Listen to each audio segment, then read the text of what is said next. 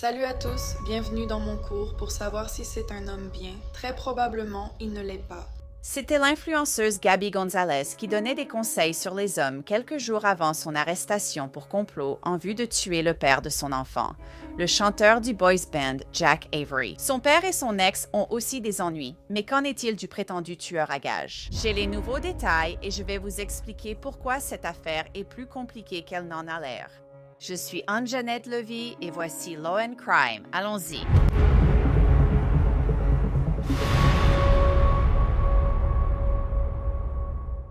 Vous savez, il y a ce vieux dicton, l'intrigue se corse. Et lorsqu'il s'agit de la TikTokeuse Gabby Gonzalez, de son père et du prétendu complot visant à tuer l'ex de Gabby, Jack Avery, l'histoire prend un nouveau tournant.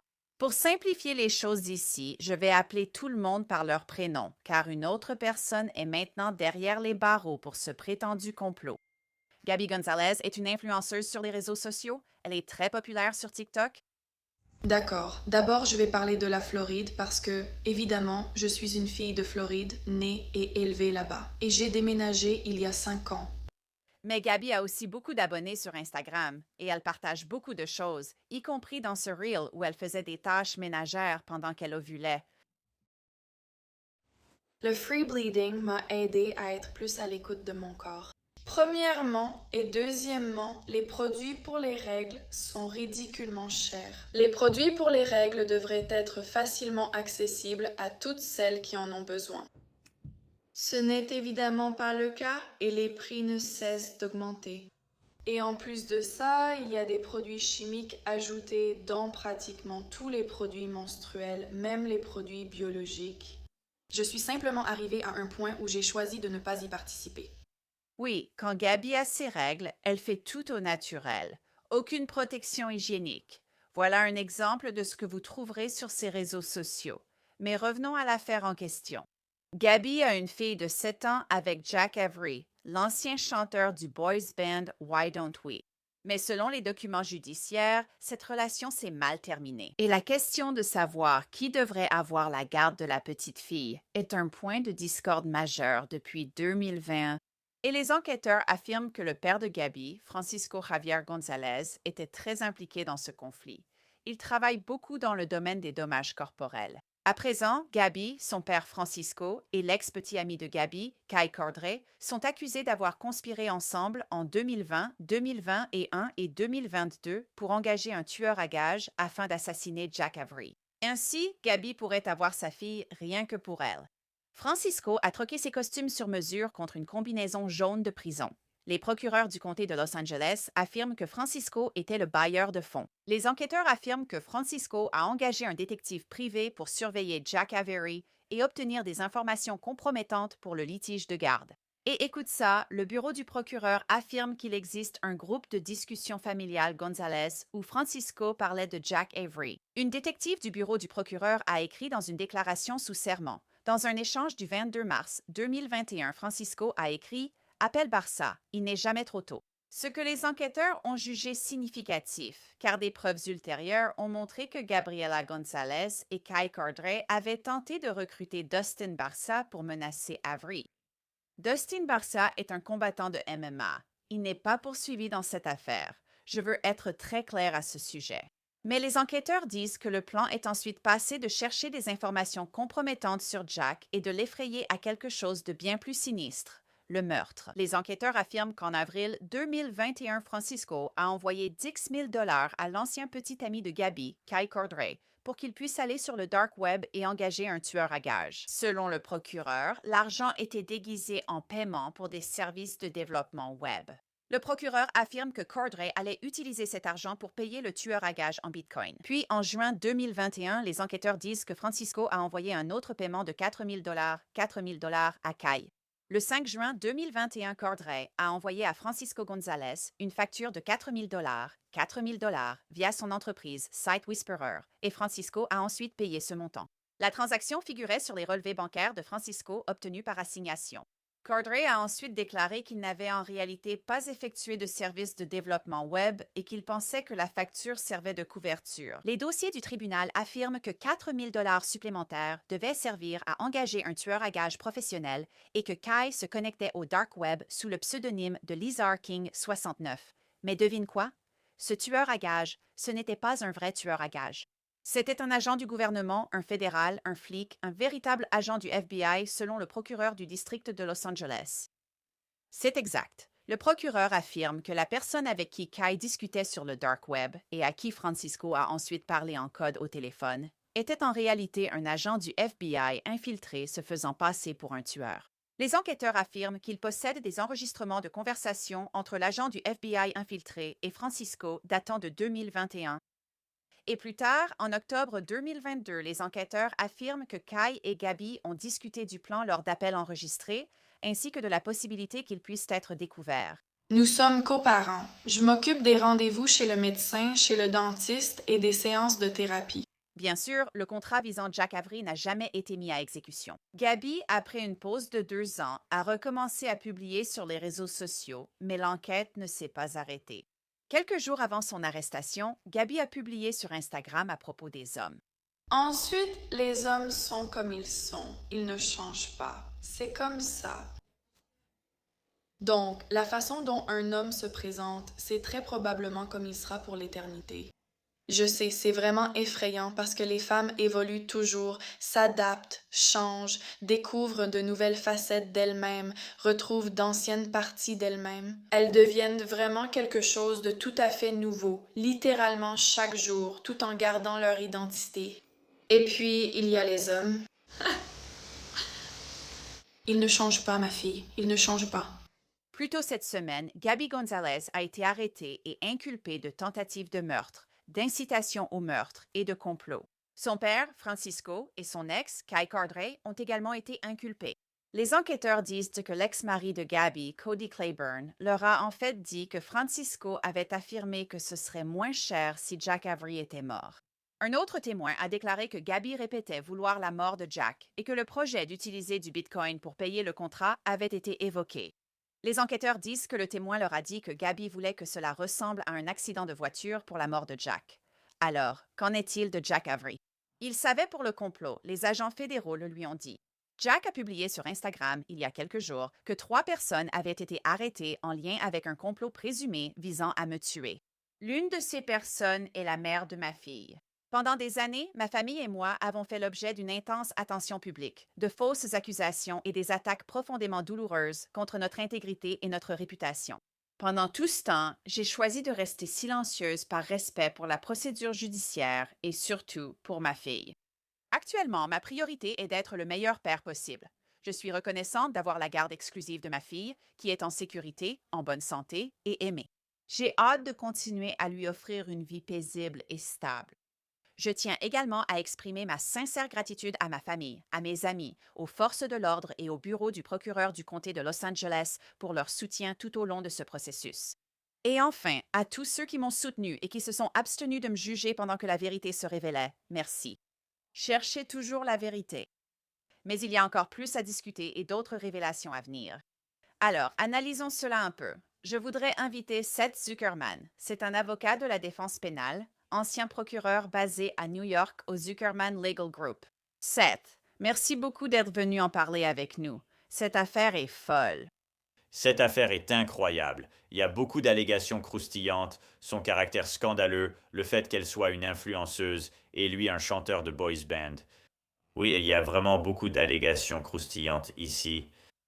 Plusieurs allégations croustillantes, une affaire familiale. Mais en fait, l'une de mes grandes questions ici, c'est que si on regarde les documents, tout cela remonte à 2020, 2021, et certaines choses vont jusqu'en 2022. Ils sont accusés d'être allés sur le dark web et d'avoir engagé un tueur à gages. Selon les autorités fédérales et le bureau du procureur du comté de Los Angeles, le père de Francisco est le financier. Tu sais, Gabi est impliquée là-dedans. Mais pourquoi diable a-t-il fallu autant de temps pour porter des accusations? Nous sommes déjà en 2026. Pourquoi penses-tu que si les fédéraux faisaient des perquisitions en 2022 sur des appareils électroniques et qu'ils semblaient avoir toutes ces preuves solides sur le dark web et des enregistrements, qu'est-ce qui s'est passé depuis? Eh bien, tout d'abord, merci de m'avoir invité. D'après ce que je comprends, les fédéraux pensaient simplement qu'il n'y avait pas assez d'éléments ici pour procéder à une arrestation et engager des poursuites fédérales contre Gabi et son père. Je pense que, d'après ce que j'ai compris, ce qui s'est passé, c'est que les fédéraux ont remis leurs preuves au bureau du shérif du comté de Los Angeles à un moment donné, après l'enquête en 2022. À ce moment, ils ont réinterrogé les témoins et lancé leur propre enquête dans le comté de Los Angeles, plutôt qu'une affaire fédérale. Maintenant, évidemment, il semble toujours que cela a pris beaucoup de temps entre le moment où cela s'est produit, de 2022 à 2026. Selon moi, les fédéraux estimaient manquer de preuves pour inculper elle et son père au niveau fédéral. Ils ont transmis l'affaire au shérif du comté de LA, qui l'a ensuite porté au procureur du comté.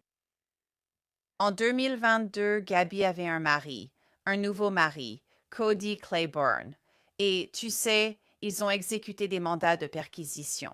Les fédéraux ont perquisitionné des appareils électroniques dans la maison qu'ils partageaient avec Gabby. Et tu sais, il est inquiet, il se fait du souci, et je me disais un peu, il y a certaines déclarations qui lui sont attribuées dans cette affaire. Dans la plainte, je me demandais s'ils essayaient de retourner certains témoins, de les faire coopérer pour renforcer ce qu'ils avaient déjà, sous forme de messages textes, communication sur le dark web, paiement dans les deux sens, notamment aux prétendus tueurs à gages, ce genre de choses. Penses-tu que c'était un élément clé dans cette affaire? Tout est possible. Évidemment, Cody Claiborne coopère. D'après l'affidavit, il a fourni des déclarations très compromettantes. C'est un témoin très important. Il dit aux forces de l'ordre qu'elle et son père étaient obsédés par l'idée d'obtenir la garde de leur fille, de sa fille, et qu'il était profondément impliqué, que le père était profondément impliqué, et que Claiborne a décrit la famille comme étant obsédée par l'idée d'obtenir la garde et d'exclure Jack Avery de la vie de sa fille, et que le père avait dit des mots dans le sens où ce serait moins cher si Avery était mort. Ce sont des commentaires importants. En tant qu'avocat de la défense pénale, je pense d'abord qu'il ne s'agit que de paroles, pas d'actes, n'est-ce pas? C'est une défense, non? Vous savez, dans les conflits de garde d'enfants houleux, il arrive tout le temps que des gens disent « Vous savez, j'aimerais que mon conjoint soit mort » ou « Je serais mieux si mon conjoint était mort, blessé ou quelque chose comme ça, ou si je leur enlevais les enfants, mais ce n'est pas suffisant. » Il doit y avoir des actes concrets pour donner suite à ces menaces, pour que cela devienne une infraction pénale. Donc, vous savez, en tant qu'avocat de la défense, je souligne, d'accord, ce ne sont que des paroles, mais à quels actes peuvent-ils rattacher Gabby? À quels actes peuvent-ils rattacher le père? À quels actes peuvent-ils relier Kai Cordray? Il faut des actes concrets, pas seulement des propos comme « j'aimerais qu'il soit mort » ou « on serait mieux s'il était mort ». Mais l'acte concret, ici, ne serait-il pas l'allégation selon laquelle Francisco González envoie 10 000 $ à ce Kai Cordray, l'ex-petit ami de Gabby, via une sorte de fausse facture pour engager ce tueur à gages sur le dark web, et puis envoyer les 4 000 $ supplémentaires pour, je suppose, un expert, un vrai bon tueur à gages, vous voyez, alors que dans les documents, ils disent que c'est un agent du FBI.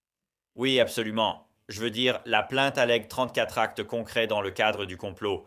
Il n'en faut qu'un seul, non? Donc c'est certainement un paiement à un agent des forces de l'ordre infiltré pour faire avancer l'affaire, et bien sûr, les paiements de son père à Kai Cordray et les paiements de Kai Cordray en crypto-monnaie. Les paiements à ce prétendu tueur à gages constituent clairement des actes concrets dans le cadre du complot. Nous ne sommes plus seulement dans les déclarations et les menaces, mais dans des actes concrets destinés à faire avancer le complot en vue de commettre un meurtre.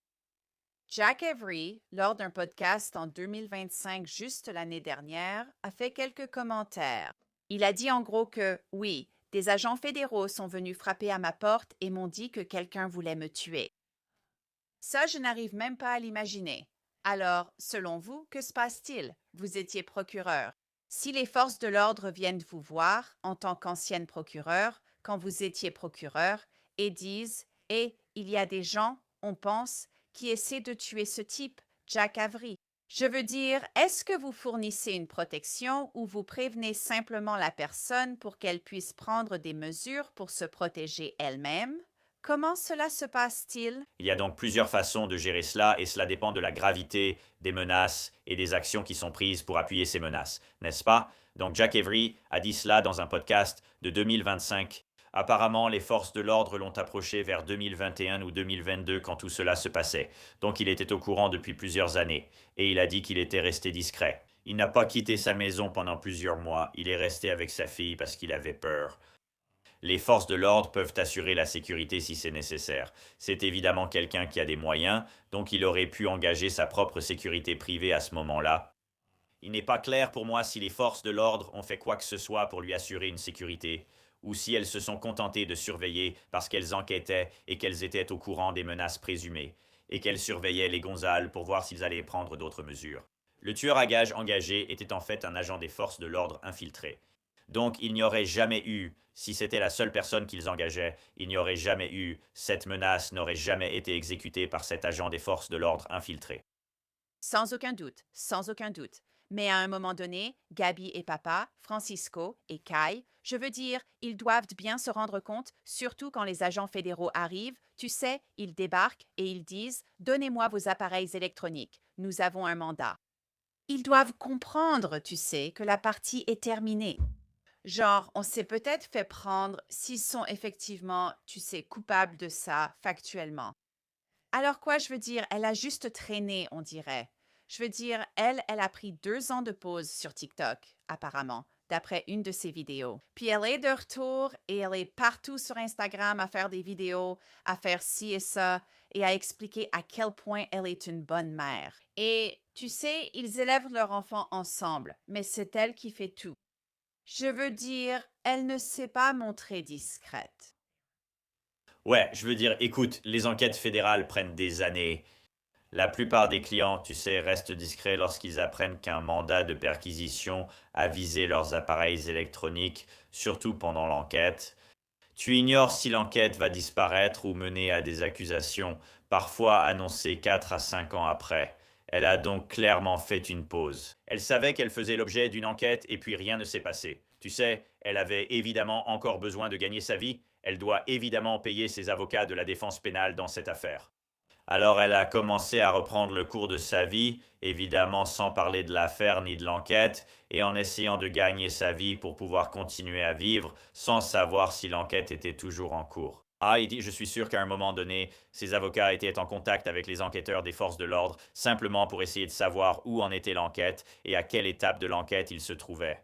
Mais clairement, elle a choisi de continuer sa vie et son activité d'influenceuse sur TikTok et d'autres réseaux sociaux.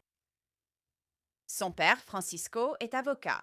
Il s'occupe beaucoup d'affaires de dommages corporels dans la grande région d'Orlando, je crois, dans le comté de Séminole. Vous savez, c'est fou parce qu'il est littéralement avocat. Maintenant, il est en prison face à ces accusations. Je veux dire, je sais que les affaires de garde d'enfants peuvent devenir tendues. La garde d'enfants, ça devient tendu. Nous l'avons déjà vu, comme dans l'affaire Adelson en Floride ou les meurtres du comté de Pike dans l'Ohio. J'imagine, vous savez, qu'ils vont dire que ces émotions ont tout simplement débordé et ont pris le dessus sur toute raison. Oui, pendant les batailles pour la garde, c'est tellement émotionnel et tellement intense que les gens font des choses qu'ils ne feraient pas normalement. Il aime clairement sa fille et était prêt à tout pour l'aider dans son conflit de garde avec Jack Avery. Selon les allégations, il aurait pu financer Kai Cordry pour qu'il cherche ce tueur à gages. Les gens font cela pour leurs proches en cas de conflit de garde. Donc, clairement, le fait qu'il soit avocat ne l'empêche pas de faire des choses que n'importe qui ferait quand, vous savez, une bataille pour la garde devient si intense et si émotionnelle, les gens font des choses irrationnelles. Jack Avery s'est enfin exprimé à ce sujet. Il n'a pas vraiment dit grand-chose. Maintenant, il y a une publication sur Instagram dans laquelle il parle du fait que sa famille, lui et sa famille, ont été soumis, vous savez, à l'examen du public, à de fausses accusations, à des attaques profondément douloureuses contre leur intégrité et leur réputation. Durant toute cette période, je suis restée silencieuse par respect pour la procédure. Et surtout, pour ma fille, il a maintenant la garde exclusive. Il a obtenu la garde exclusive de sa fille après l'arrestation et tout le reste. Donc, c'est un homme qui vit avec ça depuis des années, dit-il. Et on dirait qu'il dit qu'il a reçu beaucoup de critiques de la part de Gabi et de sa famille. Et ce n'était pas vrai. Eh bien, je suis sûr que pendant le conflit pour la garde, des choses ont été dites qui, tu sais, ne sont pas toujours vraies, n'est-ce pas? Les choses s'enveniment. Les gens portent des accusations. Ils essaient de piéger les autres. Tu sais, la déclaration sous serment parle de choses que son père a essayé de faire même avant d'engager un tueur à gages et d'essayer d'obtenir la garde, de faire des allégations contre Jack Avery. Donc oui, je veux dire, on dirait qu'il a dû endurer beaucoup de fausses accusations et des moments difficiles. Et puis, bien sûr, une fois qu'il a appris que le FBI enquêtait là-dessus il y a des années, tu sais, il n'y avait pas grand-chose qu'il pouvait faire à part vivre sa vie et essayer de se protéger, lui et sa fille. Il est donc logique qu'après l'arrestation, il ait demandé et obtenu la garde exclusive. Il cherche maintenant à se protéger, lui et sa fille, car l'affaire va continuer et attirer beaucoup d'attention médiatique. Il va devoir témoigner si cette affaire va jusqu'au procès, et cela va l'affecter, lui et sa fille, à l'avenir. Oui, et j'imagine que ça va durer des années. Ça ne va pas se terminer rapidement parce que l'analyse des données électroniques va prendre énormément de temps. Vous savez, l'une des choses qui est sortie au tribunal, c'est que les procureurs disent que Gabby voulait une preuve que Jack était mort. Elle voulait son petit doigt. C'est un truc de mafieux. On dirait quelque chose qu'on verrait dans un film ou quelque chose comme ça. Tu ne trouves pas ça un peu fou, Seth? C'est vrai, en lisant l'histoire du petit doigt, je pensais qu'elle aurait une bonne défense, puisque son père et Kai étaient impliqués. Mais dans quelle mesure était-elle au courant? Parce que, tu sais, elle pouvait toujours dire, tu sais, qu'elle voulait qu'il disparaisse et qu'elle voulait la garde exclusive, mais ensuite il y a les actes. Quand elle dit qu'elle veut une preuve de sa mort, même son petit doigt, ça fait vraiment film de mafia. Et ça montre aussi qu'elle sait ce qui se passe ici, non? Elle ne peut pas, c'est plus difficile pour elle de dire, eh bien, je ne savais pas ce que mon père et Kai faisaient, quand, tu sais, elle leur envoie des messages disant qu'elle veut son petit doigt comme preuve de mort. Tu sais, elle est au courant et c'est un autre acte manifeste qui sera retenu contre elle dans le cadre du complot. Ils sont présumés innocents. Nous allons suivre ça de près. Merci beaucoup, Seth Zuckerman, je vous suis reconnaissante. Merci de m'avoir invité. Gabby Gonzalez a payé sa caution de 2 millions de dollars avec l'aide d'un agent de cautionnement. Elle doit être surveillée par GPS et peut voyager à Hawaï où elle habite, ainsi qu'en Floride. Elle ne peut avoir aucun contact avec Jack Avery ou leur fille et doit rester à plus de 90 mètres d'eux. Kai Cordray a été incarcéré à la prison du comté de Los Angeles jeudi. Sa caution a été fixée à 20 millions de dollars et nous continuerons à suivre cette affaire pour vous. C'est tout pour cet épisode de Crime Fixe. Je suis Anne-Jeannette Levy. Merci beaucoup d'avoir été avec moi. Je vous retrouve ici la semaine prochaine.